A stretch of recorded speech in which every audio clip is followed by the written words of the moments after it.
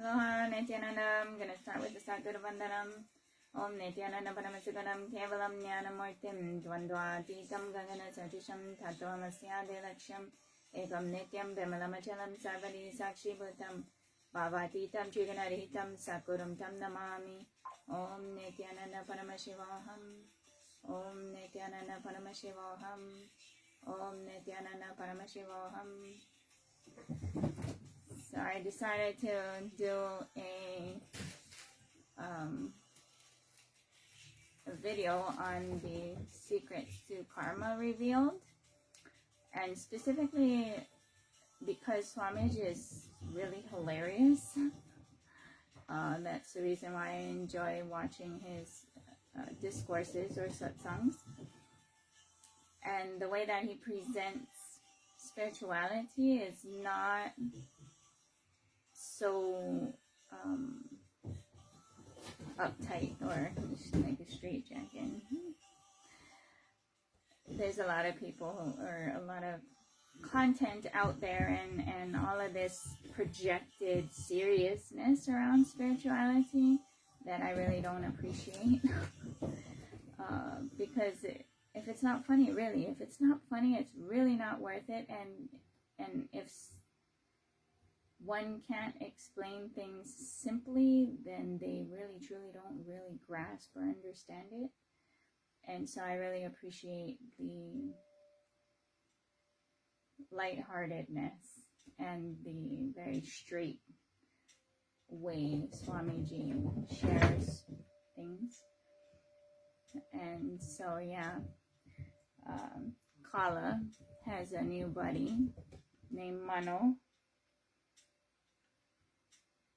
Mano is a very cute little kitten, and she's a total potato, like me. Total potato. And they're playing chase. And they're so cute. And he's such a good big brother. He is. He's very clean. He makes sure that the kitty litter is always tidy.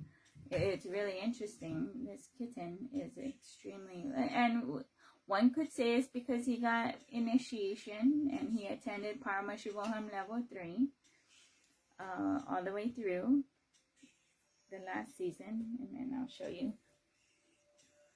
This is the cutest little potato. Very cute potato. Total potato. Yeah.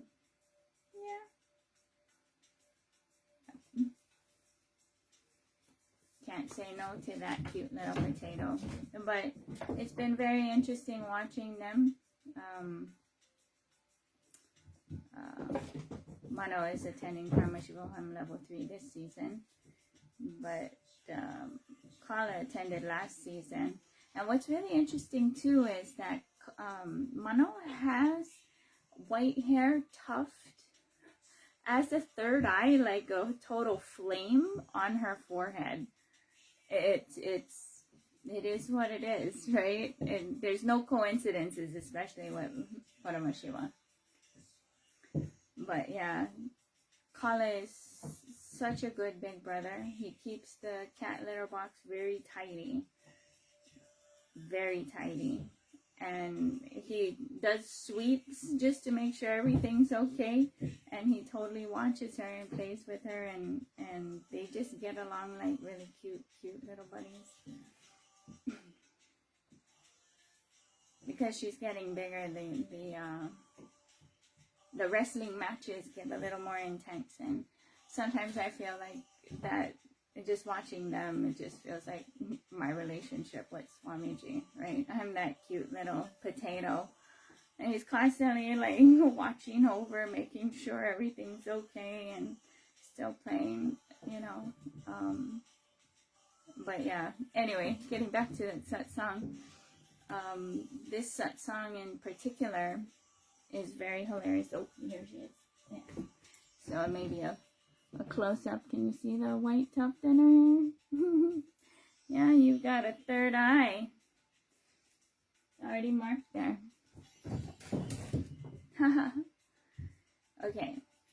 So, he's really funny. And the way that he keeps things lighthearted, right? Because it's right. Why so serious? Everybody's too serious. That's why everyone's in depression. And so, well, through this process, whatever it is, whatever we're shown or inspired, Ishta Devata inspired to do, we just, jump and do it. And I'm the type to just be like, yeah, let's go, jump, right? So, for the healing process, it's revolved around unclutching and completion. And so I wanted to share, what is that like, right? So completion is literally that process where you're digging through all of your incompletion, meaning pain patterns, pain things. If you have a thought, that's a pain pattern. Whereas samadhi, there is no thoughts, right? So we do completion until each one of those pain patterns or those thoughts or pain points or memories or whatever you want to call it goes to silence, which is samadhi, and the continuous doing of that completion and stirring of that completion through all of the programs and workshops, webinars, seminars, retreats, all of it. Right, including the Bhagavad Gita readings, or even the different readings that we have, the Kailasa book readings, all of those readings, all of those activities, and participating in the dynamic range of activities that we have, and whether it's volunteer work or all of that. When you're doing those things, it's all part of that completion process. And what happens is when we're growing, as these memories are becoming part of us, it's not logical in a linear fashion that, oh, this happened and it gets recorded. And then it gets recorded here and here and here. No, that's not what happens. What happens is it gets recorded all wherever it gets recorded, even in your body or whatever, if you fell down or if you, whatever. All of those things, however way your body wired itself. Random. I wouldn't say random. Random is not random. Auspicious. So as that completion process, you're unwinding, right? You're unwinding what has been wound however way that it's been connected, right? It's not uniform. It's here, there, everywhere. And even connected to places and spaces or people or objects or whatever. There's a wireless connection to those things. And so in the completion process, to find out with that crazy maze, right, as to where to get it to silence it, right, to make it into samadhi, to turn it into bliss instead of pain. Instead of a pain pattern, a bliss. And with that completion process, you just have to make that decision. No matter what happens, what comes up, right? The whole spectrum, from wonderful, fantastic, amazing, good, bad, ugly, what the fuck, and holy shit. And then there's the part where you're just like, you know what? Right? That whole spectrum.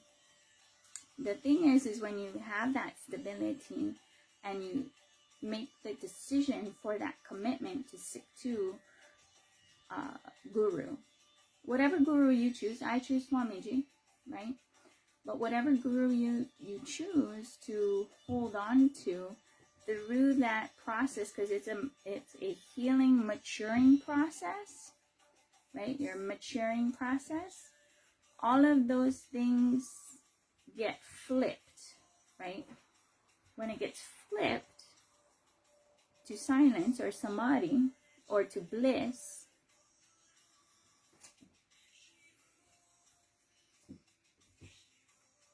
it just becomes like you are able to fully self-actualize, right? Live enlightenment. And so I get it that there's many who cave to the perceived pain. It's only a perception, right? And that those perceptions are tests. What are you going to choose? What is your integrity? And so for me, I continuously just make that choice to pick Guru no matter what. Kung Fu grip, right? White knuckle action, pinch and twist if I got to, right? Whatever you gotta do.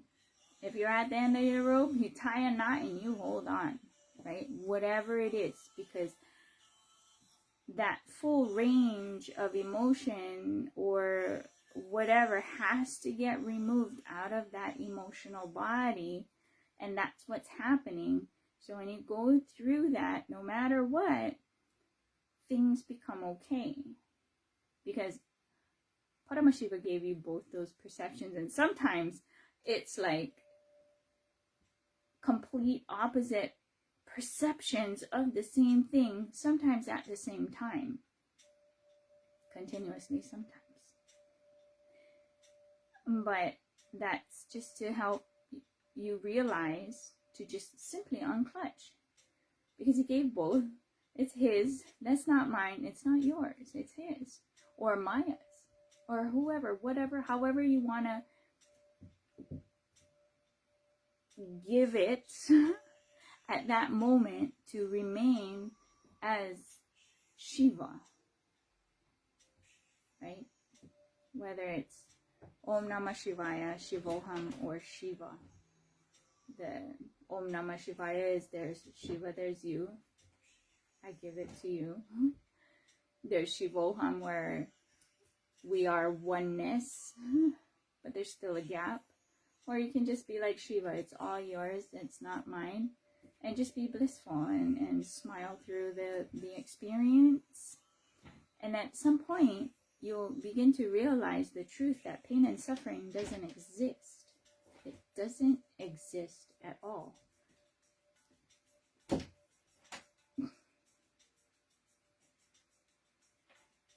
And then that's when the real powers start manifesting. 460 powers of Mahadeva. Yeah. I initiate third eye Kundalini for basic power manifestation, because it is a birthright. It's up to the person if they want to, if they're at that place in their life on the timeline of eternity, because consciousness grows on the timeline of eternity. If they're in that place and they're ready to seek further because secular society is not for them, they will seek, right? And because I trust Cosmos completely, I trust Paramahamsa complete, all of it completely, right? Because I'm going to be here. I'm going to be here. Paramahamsa is going to be here. You're going to be here. We're all here eternally. And when we realize that, then we're going to start taking care, right? Taking care of ourselves, taking care of each other. Right? Start realigning to higher vibrational inclusivity. Right? Yeah. Yeah, so Mano is such a cute little potato, and just meows for things like a potato, total potato. She wants down, she'll meow and meow and meow until you come get her and then put her down, even though she's climbing, right? It's just too cute. It's too cute. And then watching them and their relationship, and even that, me witnessing Kala be a big brother, amazing big brother. Yeah, Kala. So, yeah, maybe if he comes here, I'll grab them and you can see them too.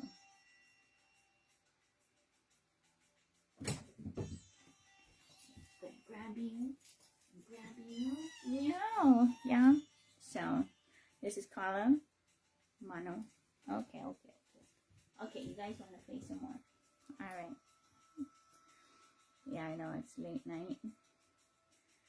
They're my work buddies.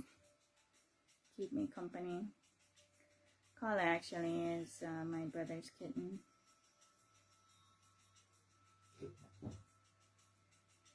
That I've been taking care of.